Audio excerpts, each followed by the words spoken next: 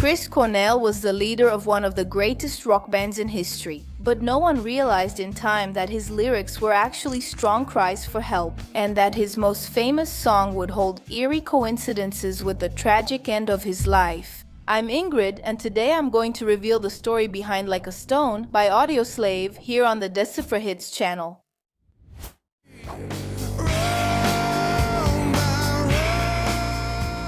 There is a dark truth in the world of music that few people talk about. The singer who decides to expose their demons and traumas in their lyrics is doomed to relive them every time they perform on stage. And that was the case with Chris Cornell in many of his songs, especially in Like a Stone. Even though he reached the peak of a rock star's career, revisiting his past was something that haunted him throughout his life until it eventually consumed him. In his childhood, Christopher lived with his parents and 5 siblings in a simple house in Seattle. With his mother being of Jewish origin and his father an Irish Catholic, Chris's childhood was very restricted and disciplined. His brother Peter once said in an interview, "My father was an alcoholic, a tyrant, and an abuser. He used to beat me and my brothers. He would hit us." With all the strict upbringing at home, Chris was enrolled in a rigorous traditional Catholic school. Despite that, he was already starting to show compassion and problematic behavior in class and had to be transferred to another school so he wouldn't end up being expelled. And around the age of 7, Chris came into contact with something that would change his life forever: rock and roll. He found on the sidewalk a collection of vinyl records that his neighbor had thrown away because of a flood. And among those records, there were songs like Hey Jude by the Beatles, which made him fall in love with rock, and because of that, his mother enrolled him in piano lessons. However, when Chris was entering adolescence, his parents got divorced, which had a huge impact on him. With his mother having to work and take care of 6 children on her own, Chris spent most of his time out on the streets with teenagers and young people of all ages, and they ended up introducing him to several dangerous temptations that would drag him down an irreversible path. At 12 years old, he was already smoking weed daily, and by 13 he was using various pills. When he was 14, he overdid it, took too much, and had such a terrifying hallucinogenic trip that it caused him to develop intense panic attacks. From then on, even though he promised he would stop, he had a relapse. At 15 and then at 16, he dropped out of school to work in a restaurant washing dishes. But when everything seemed lost, his mother gave him a gift that, in Chris's words, saved his life. It was a drum kit. Chris fell in love with the instrument, and in no time, he was already getting good at it just a few weeks after buying a full drum kit. With his salary, Chris started performing in small cover bands in Seattle, where he began to attract people's attention, not for his drumming, but for his remarkable voice, with an incredible range of almost 4 octaves, a gift that revealed him as the perfect rock vocalist. And it was in one of these Seattle cover bands, Chris met bassist Hiro Yamamoto and guitarist Kim Tail, and together, in '84, they formed the band that would become one of the founders of the grunge movement and one of the greatest bands of all time, Soundgarden, with more than 5 albums released and hits like Black Hole Sun and Rusty Cage,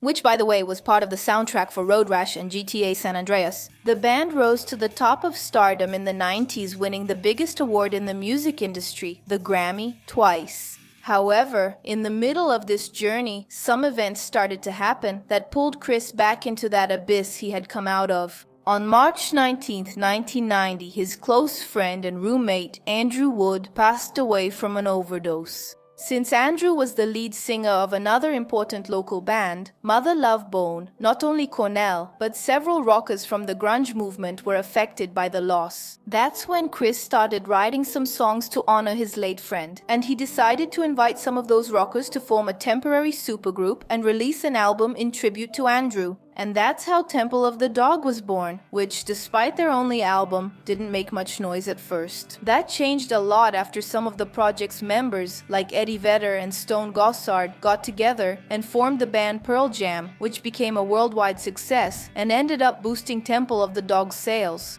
Okay, but where does Audioslave and their song Like a Stone fit into this story? So, It turns out that even though Soundgarden had reached the top, the atmosphere within the band wasn't very good. After some disagreements, Chris Cornell decided to leave the group and put an end to Soundgarden. From then on, he went back to heavily using and abusing drugs and alcohol, which, according to him, started the most difficult period of his life. Chris tried to pursue a solo career, even releasing an album in '99 Euphoria Morning, but he wasn't as successful as he was with his bands. And the sales weren't making up for it. Around the same time, another famous band had just broken up too, Rage Against the Machine.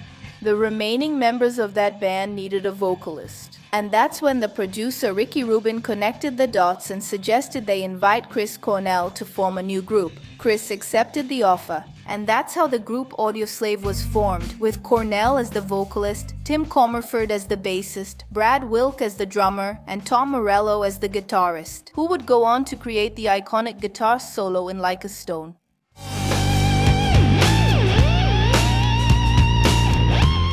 Even though they came from bands with different styles, Audioslave's chemistry clicked perfectly. In just 19 days, they wrote 21 songs, of which 14 were enough to make up their first self-titled album. On November 18, 2002, the album was a huge success, and much of that was due to the song this video is about, Like a Stone. Despite all the success, Chris Cornell was going through a very dark period in his life when he wrote this song. He was in the middle of a divorce from his wife, Susan, with whom he had a daughter and was married for over 10 years. In addition, he was struggling with severe depression and ended up relapsing into drug and alcohol addiction. And it was in the midst of this darkness that Chris Cornell put all the demons that had haunted him since his childhood. With the tip of a pen, he wrote the song Like a Stone. The lyrics talk about a depressed man who is alone in a roadside hotel room. And during that empty and silent afternoon, he reflects on his past during his last seconds of life. In the song, the man is reading a book which is not named, but it is implied that it is some kind of religious book, like the Bible, which is very common on the nightstands of some cheap hotels. I confess, I was lost in the pages of a book full of death, reading about how we are going to die alone. That pessimistic view also makes many believe that the book full of deaths would just be a metaphor for life, and about how it is fragile and fleeting, unlike death, which is inevitable, lonely, and eternal. But, in the midst of so much pessimism, he tries to find comfort in the belief that if we are good people, we can indeed go to a good place in the afterlife. And if we are good, we will rest wherever we wish. Chris Cornell has already talked about this passage in an interview, saying it's about what you hope will happen in the afterlife. Not in that monotheistic way, where you spend your whole life trying to be good, moral, righteous, and generous, and even so, you end up going to hell. Even though he's a skeptic and not religious at all, the anguish he feels on his deathbed makes him accept all beliefs. That's why he prays to various gods, angels, and to any entity that might ease his anguish and take him to paradise, a place he describes as if he already knows it. I was there a long time ago, the sky was wounded, the wine was bled, and to that place you guided me. The wine alludes to the blood of Christ and how it was shed. Here, he is referring to the crucifixion, where, according to some branches of Christianity, Jesus died to save humanity from its sins. That's why he says the sky was wounded. In other words, he knows that he made mistakes and sinned during his life, but he doesn't want to be forgiven and return to that peaceful place where he could rest. And then we have the controversial chorus.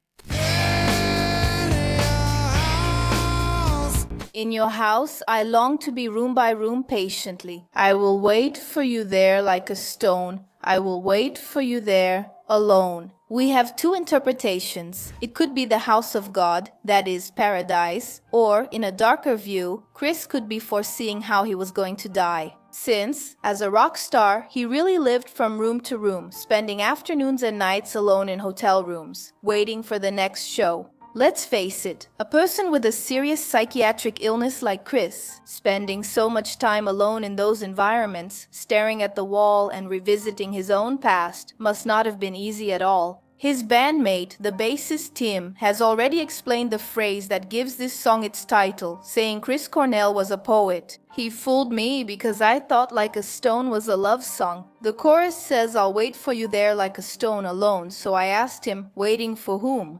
And he answered, waiting for death. But what really led to the tragic end of Chris Cornell?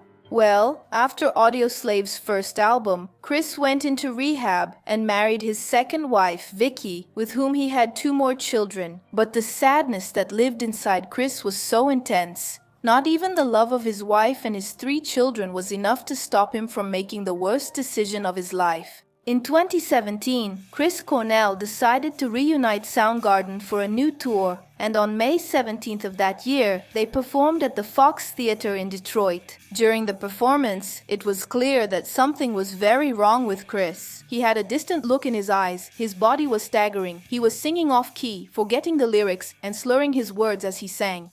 Curiously, the last song of that show was In My Time of Dying, a premonition of what would happen just a few hours later. After the show, Chris went straight to the MGM Grand Hotel in Detroit at 11:35 p.m. His wife, Vicky, who was sleeping at their home in New York, woke up when Chris remotely flashed the lights of their house through an app. As if he was trying to send a message, she became worried and called Chris. During the conversation, she noticed he sounded very drowsy and his speech was slurred. However, he insisted that everything was fine, that he was just tired and that he had only taken a couple of pills for anxiety, which was already a habit. Even after hanging up, Vicky remained worried, and 40 minutes later, she called Chris's bodyguard, asking him to go check on how he was doing. The security guard arrived at the room, but even though he had a key, the door was locked from the inside. The bodyguard went in. He called Vicky and she instructed him to call hotel security, but they refused to let him in. Vicky then told him to break down the door. And after a lot of insistence, he managed to get into the room, and he found Chris Cornell lying on the bathroom floor, already not breathing and with a band around his neck. The paramedics still tried to revive Chris, but it was already too late. At 1:30 in the morning on May 18th, the doctors officially pronounced Chris Cornell dead.